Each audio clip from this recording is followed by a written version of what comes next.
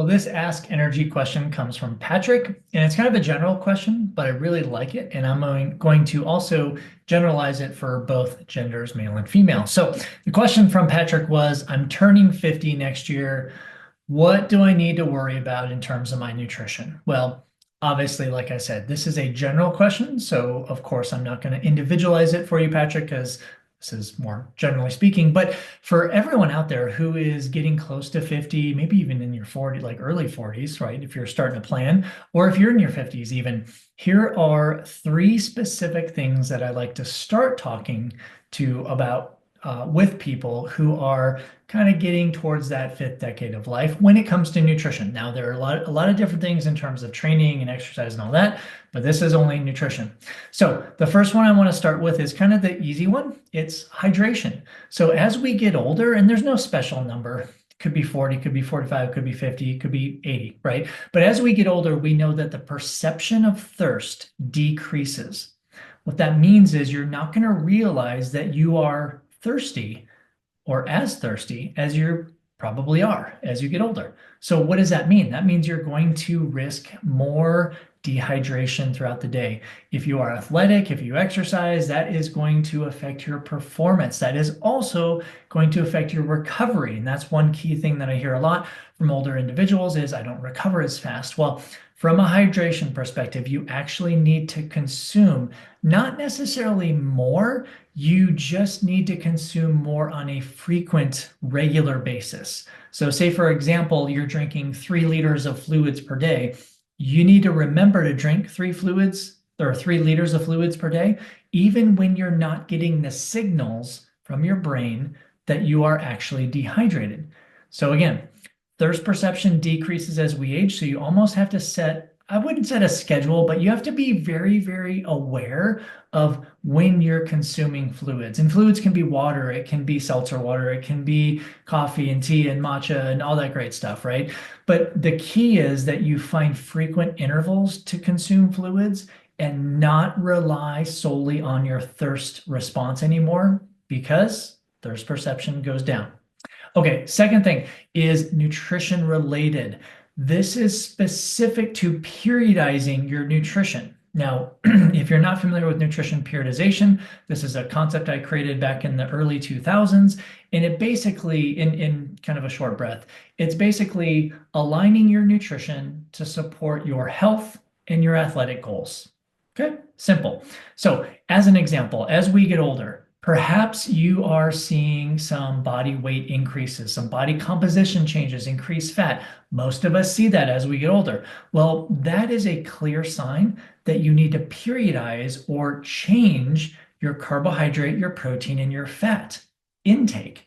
So there's not a correct way of doing this because this is very individualized.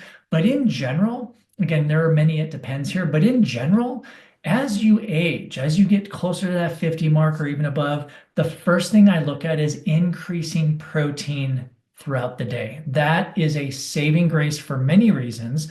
One is to keep you fuller longer. 2 is to help with your muscle mass loss, because as we age, there's this thing called sarcopenia that happens. That is the age-related loss of muscle mass. Now, we know part of slowing that down is increasing protein intake. If you are athletic, you train for competitive events, there is actually research to prove that older athletes need more protein in that post-workout window. So protein is probably first on your list when it comes to nutrition. The next thing is look at fat and carbohydrate as kind of a teeter-totter, right? As one goes up, the other goes down.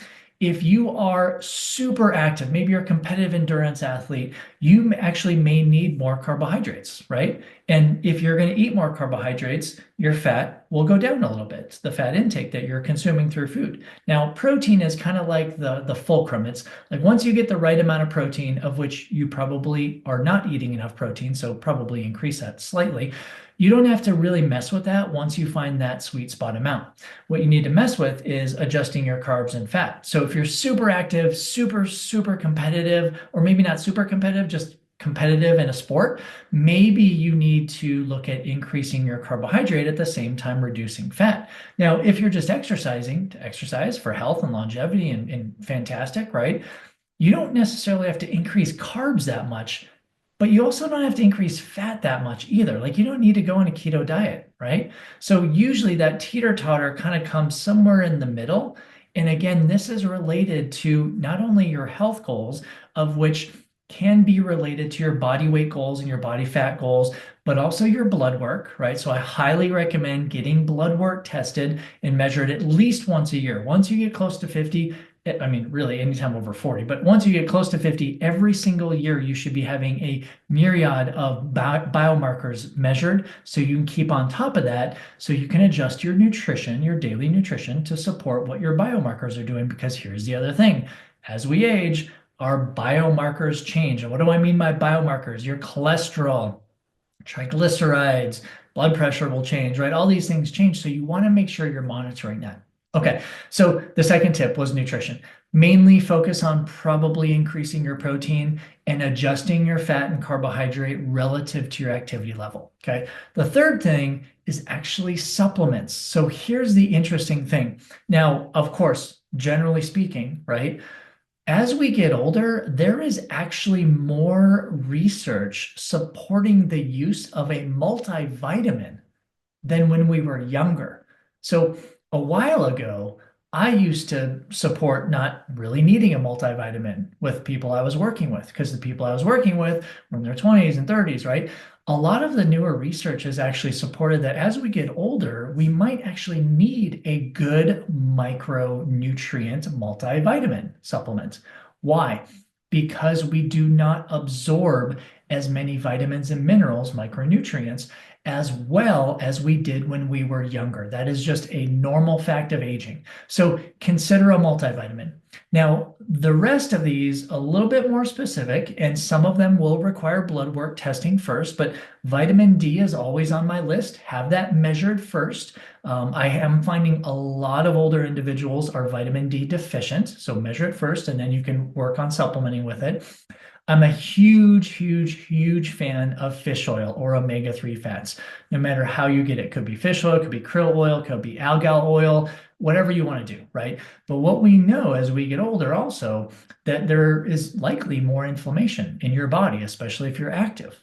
So how do you decrease that? Well, you can eat foods that are high in omega-3s, but truth is, not many of us do that, right? So if you're going to use a supplement, an omega-3 or a fish oil supplement is phenomenal because it'll help reduce inflammation, but it's also good for cognitive functioning. It's actually good for a lot of different things in the body. So that's usually one of my go-tos. Now, there are a host of other supplements, right? I mean, literally, there's collagen, there's creatine, and there's HMB, like all of these fit, but those are a little bit more specific to your situation in terms of what you want to do. Now, just because I said those three, and those are popular, those are like my first to second tier. They kind of belong together, kind of don't. It kind of depends on the person, right? But listen, let me just talk about this really quick. Creatine, amazing. I firmly think most older individuals should be on 3 to 5 grams of creatine a day. I do, right? For muscle health, for brain health, cognitive functioning, right? HMB goes along with that too. Maybe in the future, someone will ask me a question on what is HMB, so I'm not going to really dive into that. Is a great supplement that kind of acts similar to creatine. It doesn't do the same physiological thing, but it helps muscle mass. And again, as we get older, we want to help our muscle mass, right? So HMB, we've got creatine. Now, collagen is an interesting one. Collagen peaks around our 20s or 30s, and then it decreases. Collagen is part of skin and nails and hair, but also joints and tendons and ligaments, right? Very important. Whether to supplement with it or not, I'm not quite sure because you can get some collagen-rich foods. So again, that kind of depends on what you're eating right now. But those are probably a good 5, 6 supplements that you should probably put on your radar just as general ones, right?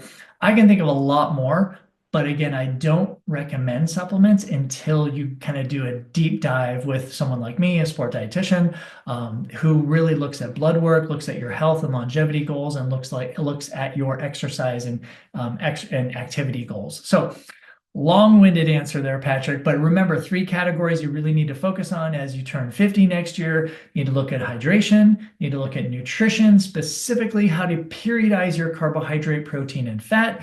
And then you need to look at being smart with supplements and maybe reintroducing or introducing some that you haven't done in your younger years. Okay, thank you for asking that question. Stay tuned for the next Ask Energy.